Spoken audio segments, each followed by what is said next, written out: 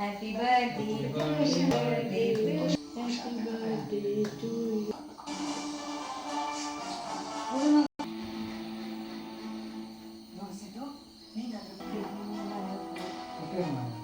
ಸದ್ಯ ಈಗಲ ನೀವು ನನ್ನ ಜೀವನನೇ ಲಾಸ್ಟ್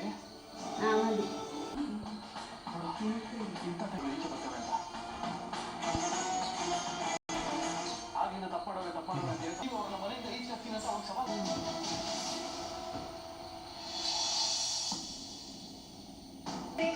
ನನಗೆ ನಿಮ್ಮನ್ನ ನೋಡಿದ ತಕ್ಷಣ ಮಹಿಷಾಸುರನ್ ನೋಡ್ದಂಗ ಆಗ್ತಾ ಇದೆ.